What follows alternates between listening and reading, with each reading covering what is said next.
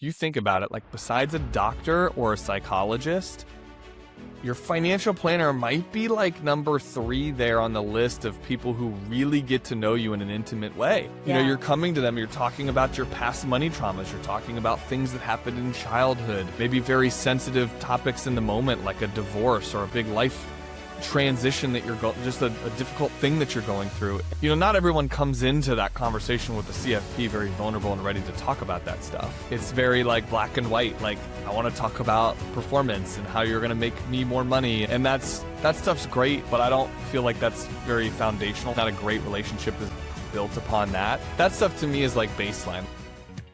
Welcome to the Sock Drawer Podcast, where life is messy, but we always find meaning in it. Every week, we pull out the stories, the lessons, and the hidden gems. And then we ask the big question, keep it or kick it? If you're ready for real talk, brave steps forward. I'm your host, Lisa Begley, and you're listening to the Sock Drawer Podcast. Let's jump right in. Most people don't struggle because they're incapable. They struggle because they've been carrying responsibility, expectations, and pressures for a really long time. Today's conversation, it's about what happens when you finally slow down long enough to look at what maybe you're carrying and then decide what still belongs with you, get rid of what doesn't, right? Moving forward. Welcome to the Sock Drawer Podcast. It's a space for honest conversations from early life, midlife, not a highlight reel, right? I'm your host, Lisa Begley. Today, I'm joined by John Kennedy, co-founder and CFP at Candor Path Financial and host of the Above Board podcast. John has spent nearly 2 decades working with people at pivotal moments, helping them make sense of the pressure they feel, the choices they've made, and just how they want to move forward with more clarity and tension. John, thank you so much for joining our Sock Drawer Podcast family. Welcome to the show. Lisa, thank you for that introduction. That was a very great, I hope I can live up to the expectations of that introduction in this conversation. Yeah, I know you will. I have no doubt. Let's start rolling. Let's take it back a little bit. So before, this kind of became your life's work, what originally pulled you into this field? I'm dying to know. Well, I think, I mean, everyone has stigmas around money, right? And for me growing up, it wasn't uncommon that, you see a lot of families that just like, we don't talk about money. We don't talk about it. And watching my family go through good times and go through bad times, when I got into college, I thought, gosh, I had never taken a course besides like economics and government in my senior year in high school. Like I'd never taken a money course. I didn't know how to balance a checkbook. I was so fascinated by like life skills. Like I'm going to have to do a tax return when I make money someday. How do I do that? What is that? Yes. And so I took a personal finance course I went to University of Central Florida, and actually the professor who taught that still teaches this course today. But I took the personal finance course and I was like, oh yeah, this is me. Like I want to know this stuff and I want to be able to help people. Cause I don't know. I would always like have conversations with people about like, oh, what's a mutual fund, or how should I be investing, or how should I be thinking about this with my life? And so, yeah, I don't know. I just thought early on, I was maybe 18. I took it as a freshman, and this was my journey. Honestly, like I went the finance course, finance route. I got an internship in the industry of personal finance, and fast forward 20 years later and I'm still doing it. I mean, it's the only thing I've ever done in my life. So I love it. That's all I know. Yeah. That's so good. Well, so going through all this past couple decades, when did you realize that the work you're doing, it wasn't really about systems or strategies? Like people think of money, it's like, okay, you got to have all these things in place, but it was more about people. Was there like a moment that shifted how you understood the role and you wanted to, change it a little bit, or? Definitely. A couple different points in my career. So I would say a pivotal moment was I was around 29, 39 now, so about 10 years ago.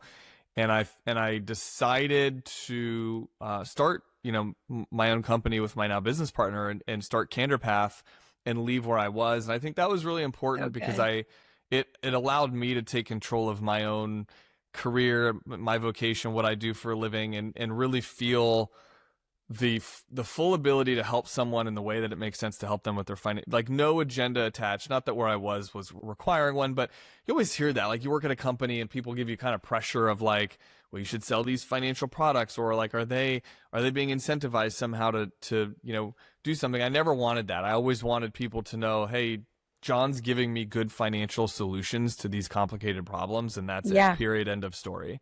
Yeah. And I think part of that ambition of seeking that for my own career to be able to do that was born out of having conversations with clients where they lose a spouse. Yeah. My dad passed when I was 24 years old. Obviously, I'm my mother's financial planner, right? When that happened, that was such a eye-opening experience to see what that feels like to see someone go through this life together with someone and then lose their person that they've been with for all these decades, and then have to navigate retirement on their own. And that in and of itself is a very emotional, very scary endeavor. And then on top of that, by the way, you figure out how to navigate financial decisions that maybe someone never had to do before. Because what do a lot of couples do? Like, I think about my wife and I in our household, I always joke, like, she's the CEO, I'm the CFO, like, money decisions tend to run through me, household and life decisions, she kind of leads. We come together, of course, but I love that. If you asked my wife, like, where to go to pay a certain bill, she might not know, like, because that's something that I do every month. And, same, if you ask me to do a bunch of different things in our household, I wouldn't know either. And so being able to be that financial person to help people, that I felt very called for that, because we all go through strife and we have these different life transitions that are big and small, and you need someone there to be an advocate. That's good. I love that. And I love the CFO, CEO. That's so good. I think a lot of times, and I'm sure you would recommend this, I try to make sure they're intertwined in most of the ways, right? So to your point, and I'm sorry about your dad, like for your mom, it was like, okay, do you even know, where to go to do this or that, and that's another thing that I feel like people are guided to and need to know. But what challenges, I'm curious, John, what challenges did you feel like you personally had to work through to kind of arrive at where you are today? I'm sure, because like you said, everybody goes through strife, right? What challenges, did you have any personal that you had to overcome? Of course, I would say, I think the biggest word that comes up for me is scarcity mindset. Yeah. So like in my own career, just like navigating this profession, you have these fears of, you just have these doubts, right? Like, is what I'm doing the right thing? Or like, where's the next client going to come from? And, for me, I think when you lead with really wanting to just help people and do right by people, those things come, but trying to let go of that scarcity mindset. I'm sure, Lisa, you've experienced this in your life. I mean, I don't think any one of us are immune to it. No. But just wondering, like, what's going to happen if this bad thing happens? Oh gosh, I don't know. It's just not a good way to live. It doesn't feel good. It doesn't feel very free to live with that scarcity mindset. And something that's been helpful for me even recently, because like it comes up a lot. Like even after I started my company, it's like, is this going to work? How many times people came to me, or didn't, maybe behind my back, said, what's John doing? Oh, this thing, like he's not a business owner. He's a financial planner. He doesn't know what he's doing. I heard that. I heard people say that. And, you kind of get in your own head sometimes. You're like, well, what if they're right? And so you just kind of go to work to try to prove them wrong and prove yourself that you can do it. And something recently, I read the book, The Let Them Theory by Mel Robbins last year. Robbins. Oh, loved it. I mean, to let them and to let go of these things, that was really helpful for me. Yeah. I don't know if that answers your question as deep. I'm sure I can it really totally cut does. deep and think deeper, but yeah. No need. I mean, what comes to your heart immediately is what's important. And I think you're so right when it comes to, I couldn't agree with you more, especially starting a business on your own. There are so many like imposter syndrome, just insecure feelings that get drawn up by doing that. I don't know any business owner who didn't start with like, started it. Good for you. You decided to, you made it happen. But there are times when it doesn't roll right away. Am I questioning this? Oh gosh, did I make the right choice? So I hear you on that. I mean, I did it. I started a business, and my husband and we did it in COVID, and 3 years later, we closed the doors, and that was a challenge. That was rough, right? Did we start with a scarcity mindset, John? I kind of like that thought process, right? I may not have, right? Because I was the kind of be all end all because he worked full time. He was stable, not stable, stable, not stable. Like I was the risk taker. He's the like, I got this, go do what you need to do. So I get it. And I think that a lot of people start with that. But I like the idea of starting with a scarcity mindset because I think that does help bring you down a little bit to where you can't start with this like big grandiose idea. So I loved that. In a big party, go ahead. Sorry, no, I didn't mean to interrupt, but I just like to use the word imposter syndrome too, because that comes up a lot. Like I'll do things, within the industry where I'll maybe get the opportunity to come talk on a subject or something. And moments before I'm like, what am I doing here? Like, how did I become the one to have this? Like, I'm just like a goofball. And yet here you are. And I think that imposter syndrome is important to recognize and navigate those feelings too. Cause it's, we're all just trying and learning. And part of it is just like one step at a time. And then you someday wake up and you're like, wow, I am kind of an expert on this one thing. And I do this one thing really well. It's interesting. It's an interesting evolution, I guess. It is. And I think most of us go through it at some point in time, whether we're a business owner, whether we're just navigating through a company that we work for, whatever it is. So I love that you appreciate that because that was a big part of my journey for sure. Even podcasting. If you would have said to me 2 years ago, I was going to be a podcast host or have my own podcast, I would have laughed you right off the room. I would have been like, dude, that's silly. I'm never doing that. But okay, here I am. I'm so glad you mentioned podcasting because I was thinking the same thing. Like if you go back and listen to our early episodes, which we've been doing it now for 5 years. Yeah. I'm sure the tremble in my voice, the anxiousness in my, like, what was I doing? I can remember thinking to myself, who am I to have a podcast and talk about these things? And then what was kind of cool, the evolution of that was I started to grow comfortable with it because I thought, well, not a lot of financial planners are actually talking about these topics. They're maybe afraid to, maybe hide behind compliance, whatever. But yeah, podcasting is a good example of that journey because you have a lot of moments of imposter syndrome there for sure. Yes. And tell me more, like tell us about what's the name of the podcast. And I want to know a little bit about that evolution. Like how did that come about? So it's called the Above Board Podcast. My business partner and I co-host it. We have another person named Rich Blooney who's on the show with us. And we have guest interviews. We do solo ones. But what's interesting is it started with, obviously finance is what I know. So we talk a lot about that. And then we would just sort of weave things into this discussion. What is the power of positive aging look like as we get closer to retirement and so we kind of started moving into more personal development discussions and just life stuff. Yeah. And if you fast forward to today and we're, I don't know, close to a couple hundred episodes in and it's like, we just talk about, I'll go on and talk about my own struggles. I'll go talk about something that happened this past week. It's very vulnerable, very honest. And the idea of, the Above Board Podcast, right? Like we're above board. We're talking about things with honesty. Yeah. We don't sugarcoat stuff. And, so anyway, it's been a fun evolution of doing this show, but there's a lot of personal finance that's weaved into it because that's my life. And by the way, like, that's everybody. That affects everybody. You can't avoid that topic of absolutely going on a journey with your personal finances. So we like to shed some light there. That is so good. So you guys, you got to go check it out, right? Above Board Podcast. Yes. Now, John, so a big part of your work centers around helping people understand what they're carrying. So it's always surprising to me how much emotion goes into money.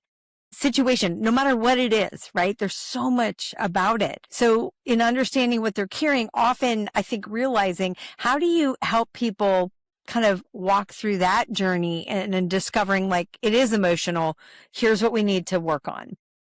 Yeah, so we definitely don't give them questionnaires. We don't say like, hey, fill this out and tell us how you feel. Intake forms. Yeah, no intake forms. It's all conversation. And I love it. I find that I don't know. It's maybe like a good therapist or like a psychologist, like someone that you're going to sit and talk with that's going to get to know you and be able to sort of in real time navigate this discussion and be able to better understand what's going on and or help you better understand some of the things that you're thinking through or struggling with. In fact, a lot of times I'll joke with folks that, if you think about it, like besides a doctor or a psychologist, your financial planner might be like number 3 there on the list of people who really get to know you in an intimate way.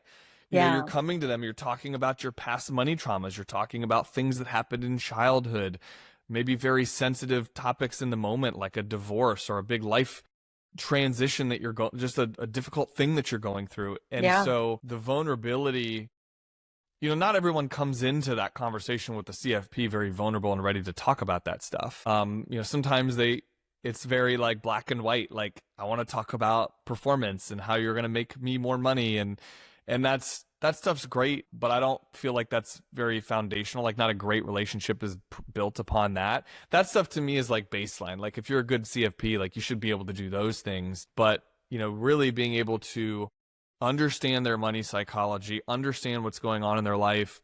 And honestly, it's just through a series of conversation, Lisa, and it's not even one conversation, it's multiple meetings. And I would even argue that, clients that I've been working with for 10 or 15 years, like we still do that in meetings now. And it's great because there's so much information that I have and such a relationship that's been built there for me to kind of understand very inherently these aspects of like, okay, we should be careful about taking risk here, or it does. So a lot of those conversations do ultimately inform financial decisions, which is great. Yeah. But those are really important discussions to have. And I think a lot of people, for example, Lisa, just will come to a narrative of, I'm not good with money. They'll say, John, I'm not good with managing my money. I'm not good with budgeting. And when you say that enough times, what happens? Well, you believe that. Yeah. And then you avoid anything that would look like you getting good with money. Like, if it becomes like this narrative and it's a self-fulfilling prophecy, like I'm not good with money, therefore I don't know how to budget, therefore I'm not good at saving long-term, therefore I make bad money decisions. And we try to reverse that. We try to talk through that, figure out why we're saying that, and then create some good systems to help change that. Yeah. I love that. And, it's like you said earlier. So my husband and I were early 60s and didn't really, neither one in the last couple of years had a thought about retirement, right? Like, what does that look like? Now I'm more apt to adapt easily where, my husband got caught up in, and let go in a mass layoff kind of a thing in his industry, which is shocking. This is a man 40 some years, right? This is the emotion piece of it, right? And we had not really focused on, we're just like living our lives, right? But to your point earlier, we hadn't really dove into money and what happens if we're all of a sudden without it. And what does that look like? And so I think that's a lot of people, especially in today's current climate. I don't even know what to do. Well, call John, reach out, right? Because where are you at? Did you still hear you say you're in Florida area? Yes. Yeah. Orlando, Florida. But anybody can reach out to you guys, right? On the website and talk to you about it. I think that's important. It's important to kind of dig in, and we had to, look at finances and things we didn't want to really talk about and just kind of left it there and thought it was going to be okay for a long time, But anyway, a lot of people who are listening, they're not failing, right? I want to say that. You're not failing. They're just exhausted, right? And how does overwhelm, speaking of emotion, or even decision fatigue show up with the people you work with? Do you see that often? Yeah, for sure. I mean, decision fatigue, like if you think about your financial life and what, as a listener who's listening to this, like what comes up for you? Like that might be thinking about the conventional, like your portfolio or your investments, but then there's, do I have enough insurance? Do I have enough in my emergency? We need to buy a car soon.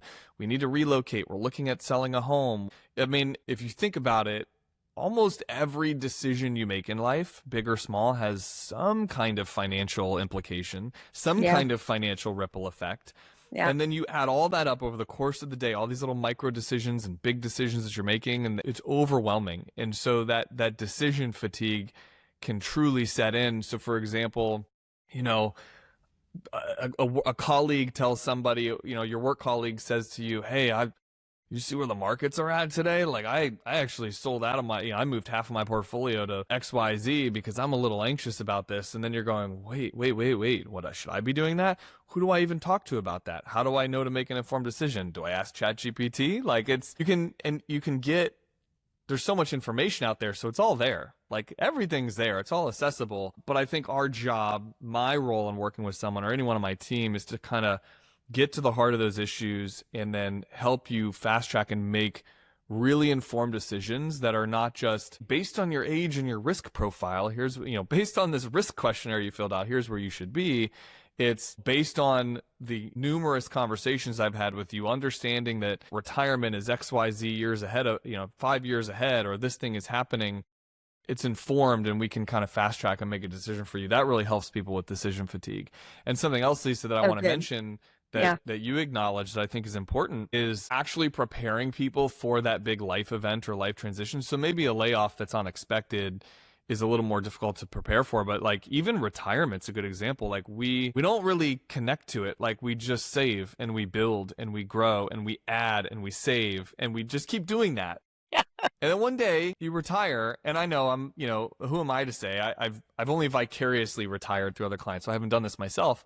But like, it's an interesting phenomenon when in the snap of a finger, your life has changed and now you're not going to work and what your identity was so consumed with was your profession and the people you saw every day and the work that you did and the meaning that you derived from it. And now it's gone or it's different. Yeah. I'd imagine the same thing can go with, like, I have young kids. I have a 6 and a 9-year-old. I love being a dad. It's like my favorite thing. I could do an entire podcast on being a parent. It's like my biggest thing in the world that I do. Love it. Let's do it. And and I know that someday when they go off to school and they become adults, like that's going to probably be a pretty hard transition for me, Yeah. And so sure. I don't know. I think people don't give enough time to talk about those things, and we try to give the space to do so. That is beautiful. I love that you do that because honestly, that is something that people need time. If they would just recognize that they need time. I'll see memes on Instagram and things just about what you're talking about, like empty nesters. And sometimes they're funny and they're like, yes, that was me. And la, la, la. But at the same time, they never worked through it. Maybe not them specifically, but that's their way of working through it. But if you don't talk through it with somebody and what does that change really look like? Nobody prepares for being an empty nester. Nobody even thinks about it. I don't think people think about what's that going to look like. But you work with a lot, and maybe I have this wrong, but you work with a lot of high achievers and business owners, right? People who've checked a lot of boxes. So how has your own definition of success changed over time along with that, getting to know them and having these conversations?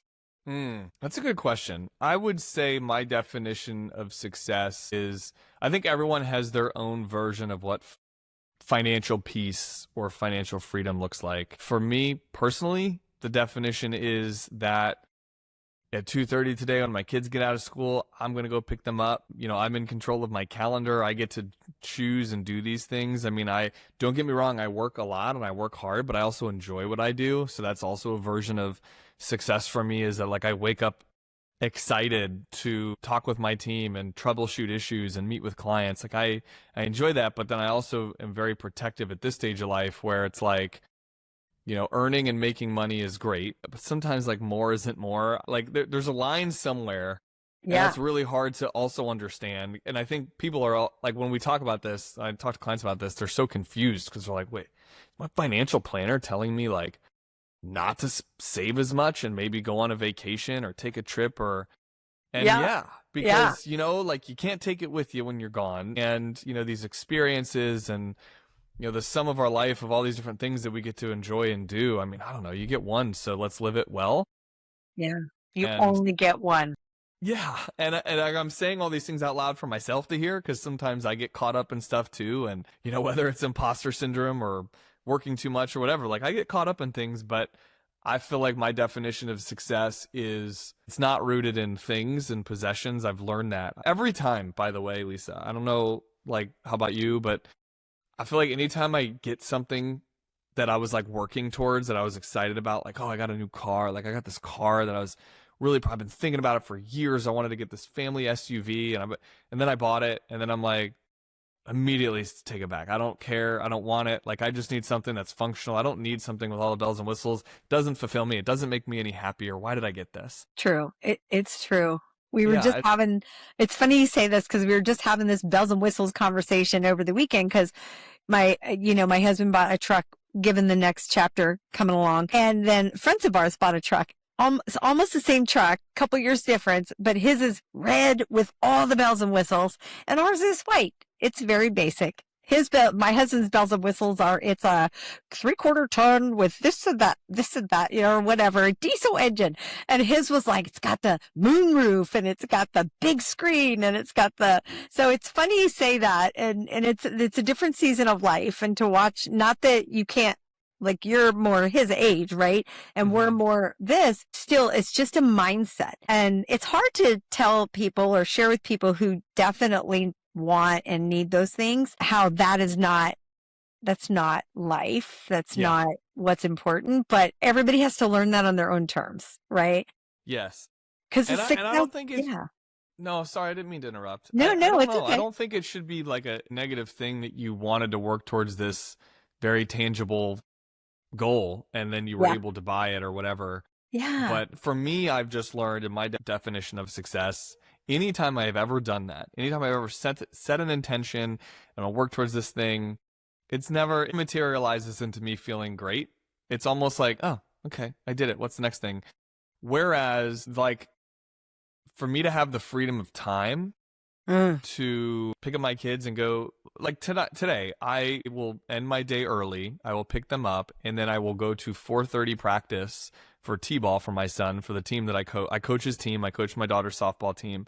Like, because it's unnecessary. But it's over the top, and sometimes the schedule gets kind of crazy with all the games and the practices. But like, I love that. I would rather give up whatever extra that could be earned there in terms of monetary value for that time, because I won't get that time back. Anyway, as I get older, that's my version of success, I think. Yeah, I agree with that 100%. I feel the same way. I'm all about the memory, and I was a legacy. I don't know how you want to call it, but I'm all about leaving my kids and grandkids and my family and my friends with something that they can remember, not something that I gave them. Yes. So that's how Do you have grandkids? 6. Yeah. In fact, our oldest grandkid just turned 18 this week, actually. Oh, that's so special. Holy moly. We have an adult grandchild. And then we have a 17-year-old turning 17 this month, 13 turning 14 this month. We have 2 and 3 months.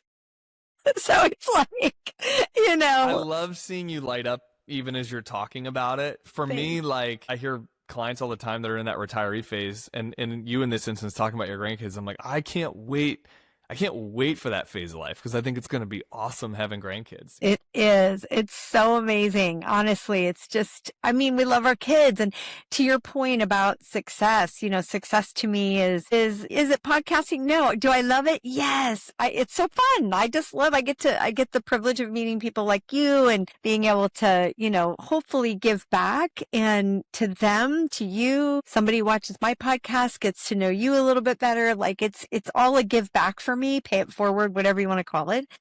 But when it comes down to it, my family, my friends, those are, and we even have 2, like, I don't want to say it, I call them adopted, but their mom has been like our daughter since she was 18. And so it's really like we have 8, and I couldn't be any more grateful. Is just spending the time. And that to me, is what matters. To your point, that's what success looks like to me, is the time doing that. And if our life is meager and small and it's not as like grandiose, we're not seeing the Virgin Islands and going to Greece and doing all this. Sure. Would I love it? Absolutely.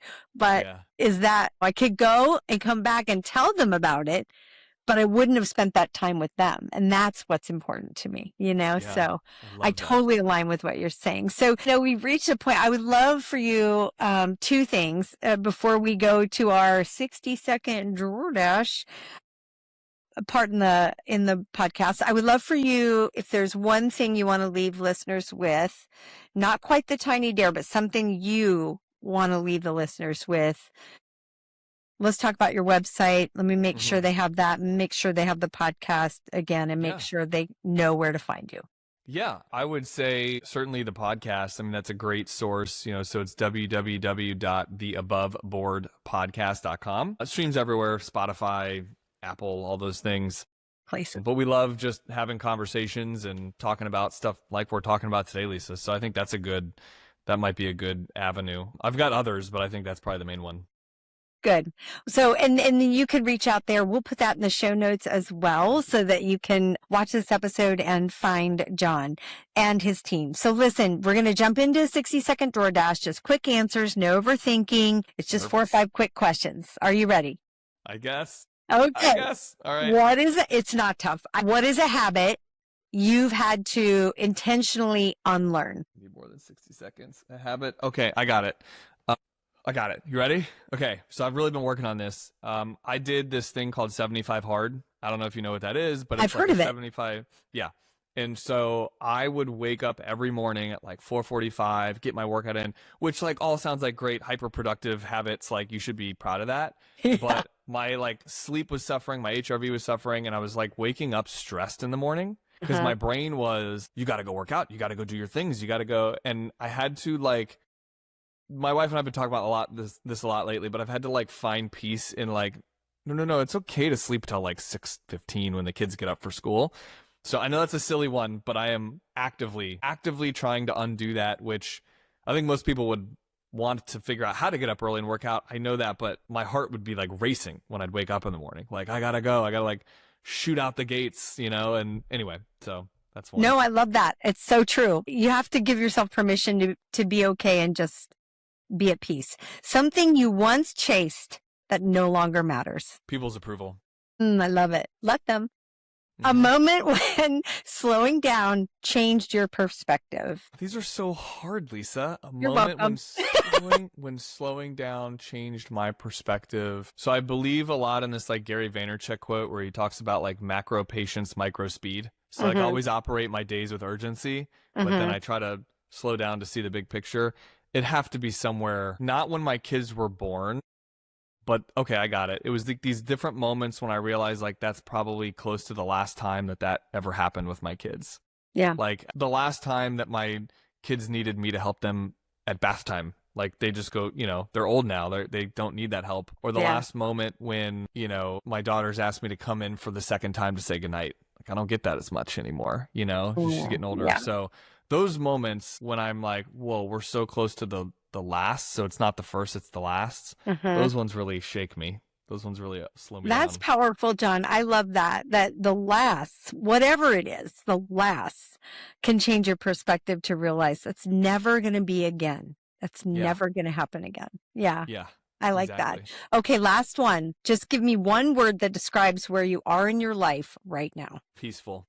Can I like manifested that word for you. I knew you were going to say, I just felt like, because listening to you and what you've shared today, it felt peaceful. It felt like you're in that space. And if I want anybody helping me with my finances, with somebody who's peaceful, who's ready to be like, it's going to be okay. We're going to do this. Like, someone's calming, and that is you to a T. I love that. Okay. So you're welcome. Thank you, John. So before we leave, we always ask our guests to leave a tiny dare to our listeners.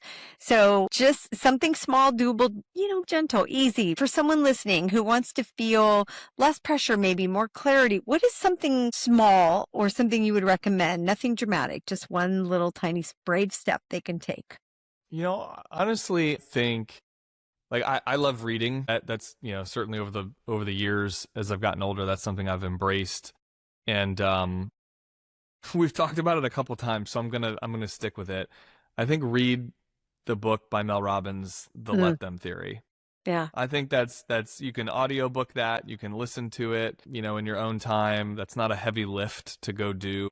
It's in some ways it's a little not silly, but it's like obvious stuff she talks about. Yeah. But somehow at that moment of life that I was reading it hit me at the right time. And I think for you, the listener, anyone that's here with us, like if it hits you at the right time and it was the right message, that could be very meaningful. It has been for me. Saying that the word peaceful is my word. Mhm. looks like hard work. Like I had to like work to get to that place, you know, so Oh, I'm proud of that. you should be. And I agree with you. I read that book as well, and it gave me perspective at a time when I needed it. And, it can be about anything. It doesn't have to be about people talking about you or this or that. It can just be like, I wanted my kids' approval. It's okay. You don't need it. Let them, whatever they're going to say. So I love that you said that, John. Thank you so much for this conversation. I feel like your honesty, your steadiness, your peacefulness, and the way you invite people to slow down is just so powerful, and definitely to think more clearly about their lives. I love that you don't have an intake form. You're just like, look, let's have a conversation. That is so powerful in the world of finance, where you don't find that very often. And through your work at Kinder Path, I think your conversations on the Above Board podcast, well, you're helping people to feel less alone, me included. And that matters. So thank you for doing work that matters and sharing it with us here on the Sock Drawer podcast. Lisa, those words mean so much to me, and honestly, part of what's made the conversation so great is your energy in all this too. So like it's a thank you back to you, because this has been probably the most fun conversation I've had all week. Oh. And so I appreciate you and what you do on the podcast, and the opportunity to chat with you today. It means a lot. Thank you so much. And listeners, if this episode made you pause, it helped you put words to something maybe you've been carrying, if it gave you permission to slow down a little bit, make sure you subscribe to the Sock Drawer podcast on YouTube. We drop new episodes every week, and we regularly have these honest conversations, some life-changing, some not, but what it takes is to really move forward one step at a time. If you're doing that, you're doing okay. All right. Thank you for joining us, and we'll talk to you again next week. Bye for now. All right, Sock Drawer family, that's a wrap on today's Drawer Dump. Big thanks to our guests for sharing their story and their heart with us.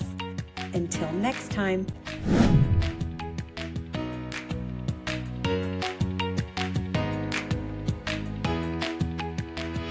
Don't forget, life's too short for mismatched socks. Retire the ones with holes, inspire the ones that still shine. See you soon.